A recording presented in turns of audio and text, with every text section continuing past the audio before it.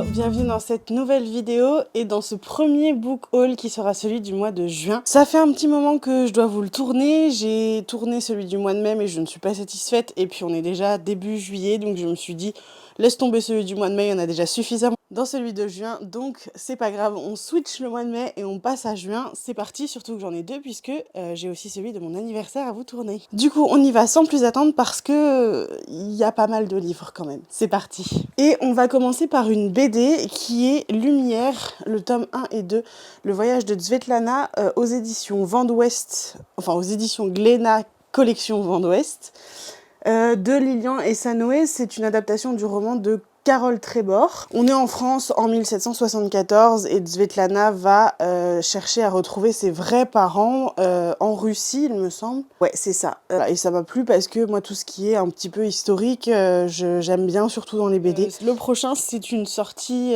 du 30 juin. C'est Les Loups Dorés de Roshani Chokshi aux éditions de Saxus. Il est en hardback, il est très beau et il est encore sous blister parce que je me suis dit que j'allais le laisser tant que je ne le lisais pas, comme ça évite qu'il s'abîme.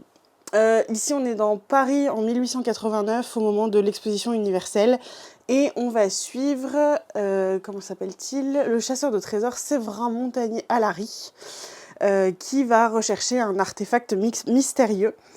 Et pour ça, il va s'entourer d'un groupe qui sera assez atypique puisqu'il y aura un historien, une brillante ingénieure, un rival aristocrate, un faussaire de génie et une danseuse espionne.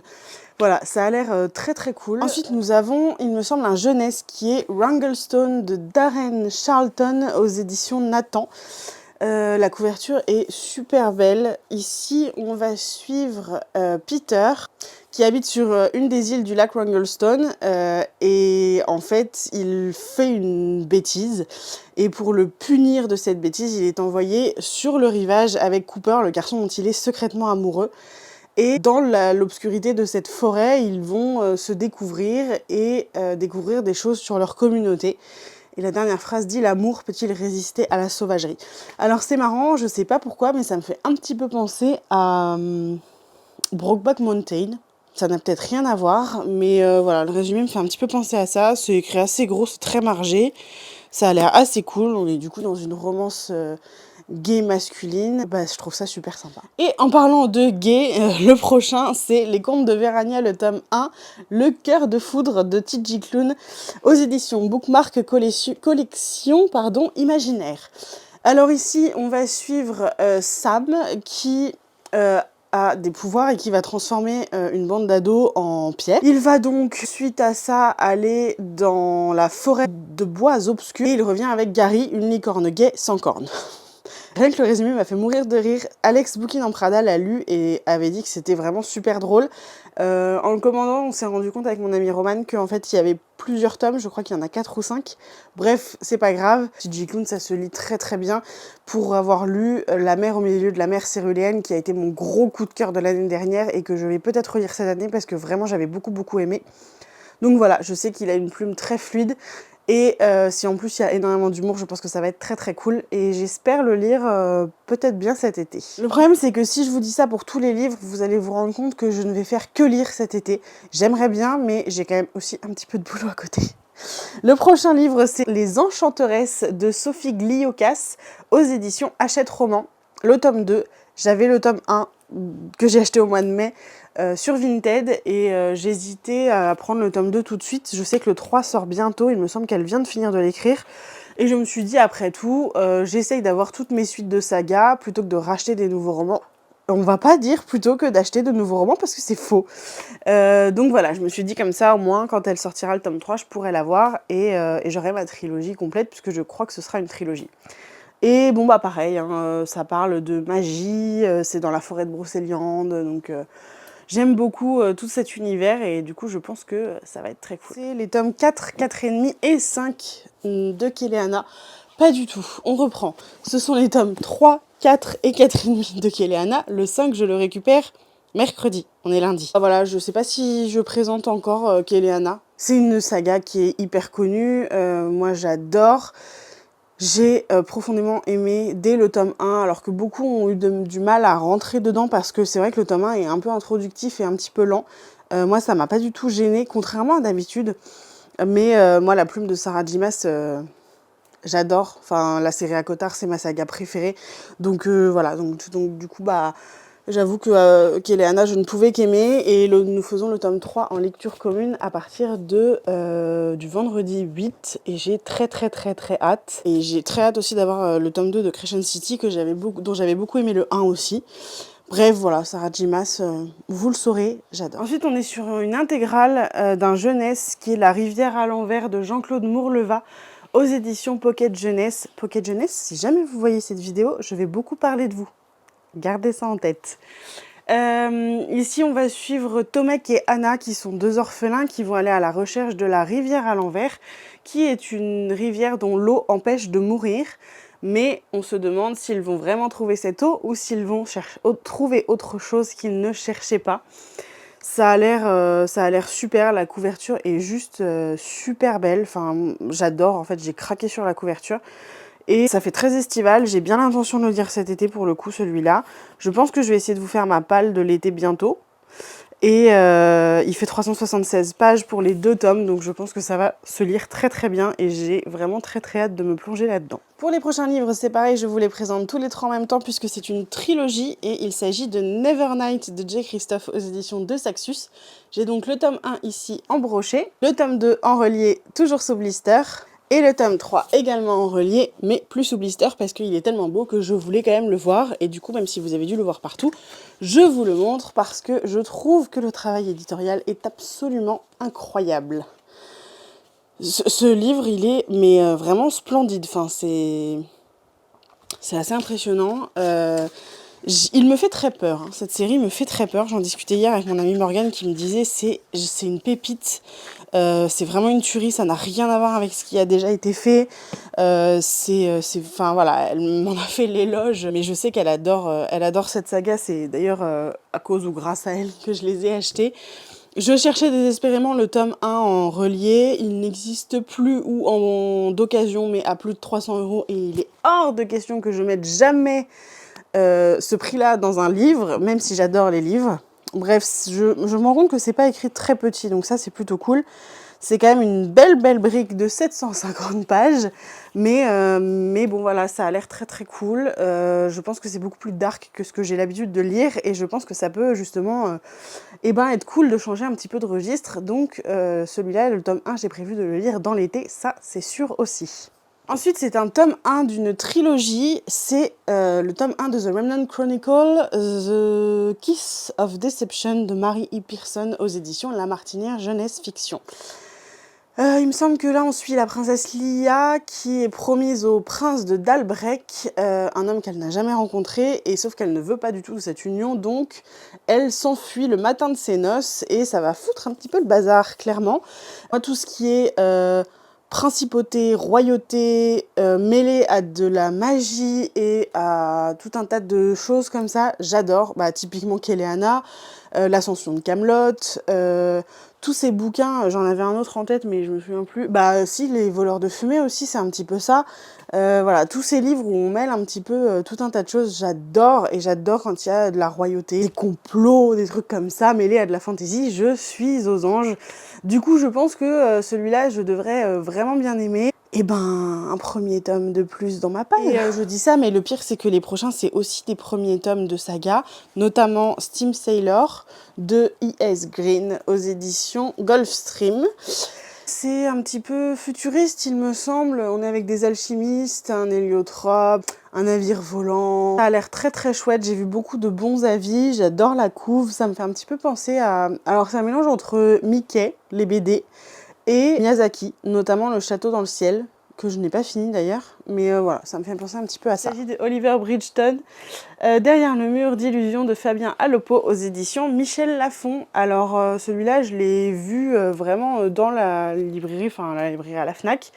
J'ai craqué sur la couverture et en lisant le résumé, je me suis dit que ça avait l'air quand même effectivement plutôt cool. De la magie, guerre entre magie et autre monde. Oliver a 14 ans, ouais c'est ça, et il se retrouve dans une librairie. Il trouve un livre interdit sur le pouvoir en place et du coup tout bascule pour lui. Et il va être poursuivi, et bon voilà, ça a l'air très très cool encore une fois. Ensuite, c'est une suite de saga, et je me demande si ce n'est pas une fin de saga d'ailleurs. C'est le tome 2 de La Carte des Confins de Marie Réplin aux éditions, encore une fois, Pocket Jeunesse. Je n'ai pas lu le 1, il est dans ma palle, je l'ai acheté au mois de mai. Je me suis dit, allez, dans mon idée d'avoir mes suites de saga, achetons le tome 2.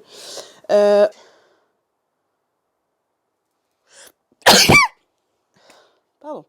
Donc ici, on va suivre Callie qui est une voleuse et qui est à la recherche d'un compas magique, et elle va tomber sur Blake. Ils vont donc avancer dans cette quête tous les deux, il me semble, et on mêle piraterie, magie, bon voilà, un petit peu de romance il me semble. Ça a l'air très cool, j'ai vu de très très bons avis, et j'ai vu aussi des avis comme quoi le 1 était avec un bon gros cliffhanger, donc je me suis dit prends le 2, comme ça au moins tu pourras les enchaîner. Et j'espère les lire cet été également, un petit peu comme tous ceux que j'ai. Mais je me dis, voilà, piraterie, bateau, ça fait bien estival, donc ça peut être très très chouette. Alors je ne vous en sors qu'un parce que y en a 3, j'ai les 3 premiers, ils sont au fond du sac. Mais je vous mets les inserts ici pour que vous voyez les 2 autres tomes. Il s'agit de Néo, les tomes 1, 2 et 3 de Michel Bussy aux éditions Pocket Jeunesse. Ici, les adultes ont disparu, et il y a 2 refuges, ceux qui habitent dans un château et ceux qui sont dans un tipi et qui doivent chasser pour se nourrir, et les autres vivent reclus et protégés. Sauf qu'une étrange maladie fait son apparition et que les 2 chefs de tribu doivent éviter la guerre pour pouvoir sauver l'humanité, et on va se retrouver au milieu de mystères, d'intrigues et de trahisons. Ça se passe en France, ça a l'air très chouette. Je me suis rendu compte en les achetant, quand on a un petit peu fouiné, qu'il avait prévu Michel Bussy de faire plusieurs tomes, et qu'en fait son souhait était de faire une espèce de saga un petit peu à la Harry Potter, mais en France, parce que toutes les sagas jeunesse de ce style-là sont souvent en Angleterre ou aux États-Unis. Il y en a très peu en France, alors qu'on a des super endroits et que ça peut faire des super romans. Donc voilà, c'est un petit peu son souhait, donc je pense que ça va être très très cool. Et bien finalement, il en reste plus tant que ça. Ici, on est sur encore une fois un tome 1, et celui-là, je me demande s'il n'y en a pas déjà plein de publiés. C'est le tome 1 de Alex Craft, Magie funèbre, de Kailena Price aux éditions Bookmark, collection Infinity. Alors ici, c'est une réédition. J'adore les livres de chez Bookmark, ils sont tout doux et ils sont franchement super beaux. Alors pas tous, j'en ai vu certains qui étaient pas ouf, mais celui-là je le trouve, j'avoue, très très beau. C'est de l'urban fantasy avec des mystères, des sorcières. J'ai pas lu le résumé, ça m'a suffi de lire ces mots-clés. Et du coup, ben, j'ai hâte de commencer. On enchaîne avec un autre livre de chez Bookmark, édition collection Urban Fantasy et Infinity. Il s'agit de La Gardienne des Portes, le tome 1 de Dina DeMille, de Ilona Andrews. Ici, on est sur des loups-garous, des vampires, c'est de l'urban fantasy, de l'humour. Je l'ai découvert dans la wishlist de mon amie Peggy, et je me suis dit ah mais ça a l'air pas mal du tout, et comme son anniversaire était au mois de juin, je lui ai acheté et je me le suis acheté en même temps pour qu'on puisse se le lire en lecture commune. Ce qui est assez drôle, c'est qu'elle a fait exactement la même chose avec un de mes livres pour mon anniversaire. Et on poursuit avec Vespertine de Margaret Rogerson aux éditions Brajlon, collection Big Bang. Je l'ai vu, j'avais pas spécialement prévu de l'acheter, mais je l'ai vu en hardback chez Cultura, et j'avoue que comment résister, franchement.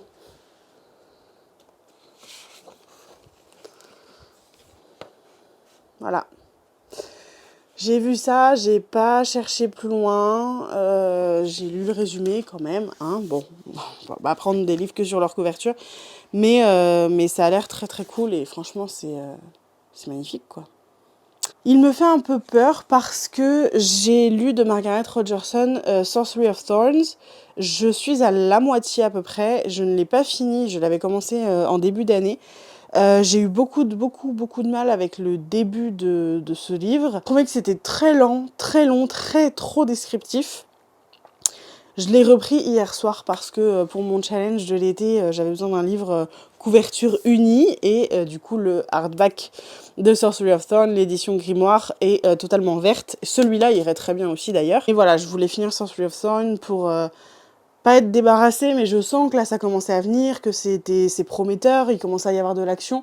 Donc je me suis dit c'est le moment, prends-le, il te reste 300 pages, ça sera fini dans la semaine. Et puis voilà, du coup on verra ce que j'en ai pensé, et Et après, eh ben, on verra pour celui-là. C'est pareil, c'est écrit assez gros. Il y a quoi, 470 pages. On verra. Ensuite, ce sont 2 suites de saga jeunesse. C'est SOS Créatures Fantastiques, le tome 2 et le tome 3. Il y en a, le tome 2, je l'ai eu d'occasion sur Vinted. J'ai le tome 1 dans ma palle. Je l'avais commencé et puis je m'étais arrêtée parce que j'avais envie de lire autre chose. Et en fait, mon amie Romane a lu les 3 d'affilée. Elle les a enchaînés. Elle me disait que c'était vraiment cool. C'est vraiment du jeunesse, hein, c'est écrit vraiment très gros, mais ça a l'air plutôt très très chouette et très mignon avec des petits griffons. On va essayer de lire ça rapidement. En fait, on va tout essayer de lire rapidement et on va jamais s'en sortir. Ça va être compliqué les gars.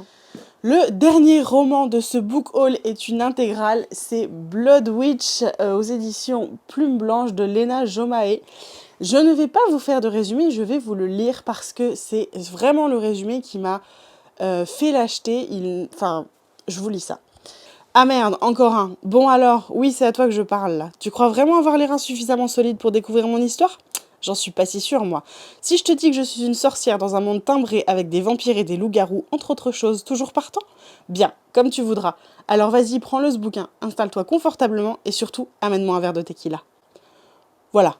Il m'en a pas fallu plus, ça a l'air juste trop bien. Sorcière, loup-garou, vampire, la façon dont le résumé est écrit, j'adore. Enfin voilà, après c'est les éditions Plume Blanche, donc comme dans toutes leurs éditions, les débuts de chapitres sont avec des dessins, etc. Le bouquin est super beau, Bon bah voilà, c'est une intégrale qui fait 500 pages, c'est assez peu margé, mais je pense que ça devrait le faire et que si je suis bien dedans, ça peut se lire très vite. Et on passe ensuite aux 3 derniers livres qui sont 3 BD. Le premier, c'est Le Temps des Ombres, le dernier printemps de David Furten et de Pauline Perrette aux éditions de La Gouttière. Je ne connais pas. Je l'ai lu, c'était très chouette, c'est très mignon. J'ai hâte d'avoir le tome 2 parce que ça ouvre sur autre chose. Et je trouve que la couverture est super mignonne. Ici, on suit donc ces 2 petits personnages qui vont essayer de trouver un remède pour une maladie qui font devenir les gens les ombres d'eux-mêmes, en fait. Et ils contaminent les autres en les touchant. Donc voilà. Et ils vont du coup aller à la recherche de ce remède. La deuxième BD, c'est Les Masques, le tome 1 de Kid Toussaint et Joël Jurion aux éditions Le Lombard. Ça m'a un petit peu fait penser dans la structure à la BD Les Géants, que j'ai beaucoup aimé. J'attends le tome 6 avec impatience qui sort en octobre d'ailleurs, dans le sens où ce sont des masques qui choisissent leur adolescent. Chaque masque correspond à un ado et lui confère des pouvoirs particuliers. Et dans le premier, c'est pas très très clair non plus ce qu'on veut faire d'eux.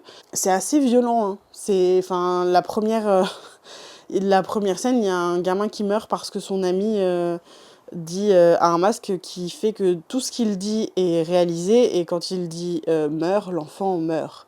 Voilà, c'est un petit peu hard, mais c'est très sympa.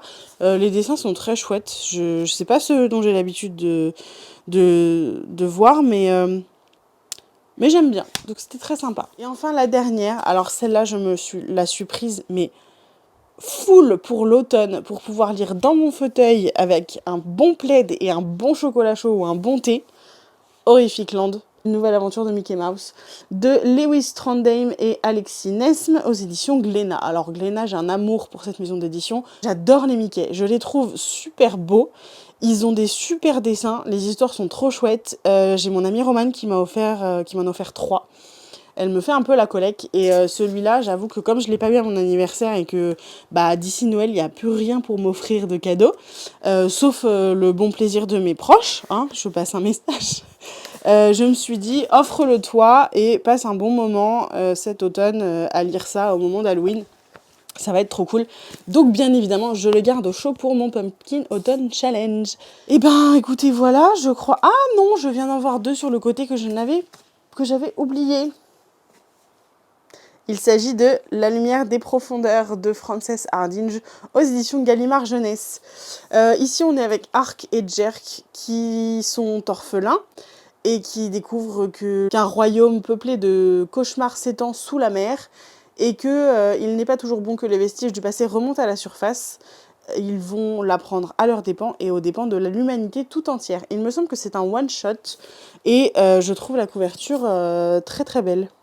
C'est surtout ça qui m'a fait craquer, même si le pitch et le résumé m'ont plu aussi. On va passer très rapidement sur ce petit manga, La Petite Faiseuse de Livres, le tome 2. J'ai lu le tome 1 il y a pas très longtemps, je l'ai dans ma palle depuis super longtemps par contre. Et je sais pas pourquoi, je m'étais pas plongée dedans, je l'avais commencé mais j'avais pas poursuivi. Et en fait c'était trop bien. C'est l'histoire de Oranu Motosu, qui est une bibliovore qui est décédée écrasée sous ses bibliothèques. Et elle s'est réincarnée dans le corps d'une petite fille dans un monde où le papier n'existe pas et les livres non plus. Donc elle va partir en quête de tout ce qu'elle peut pour créer du papyrus, des tablettes d'argile, etc. et essayer de créer des livres. C'est super chouette, c'est un shonen trop mignon. C'est écrit par Suzuka aux éditions Ototo.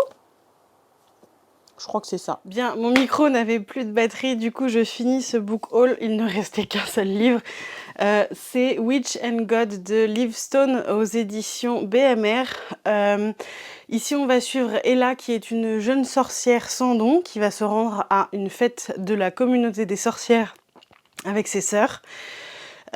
Pour autant, c'est une édition un petit peu particulière parce que pour maintenir la paix entre les sorcières et les dieux, ils vont organiser une union entre un membre de chaque communauté.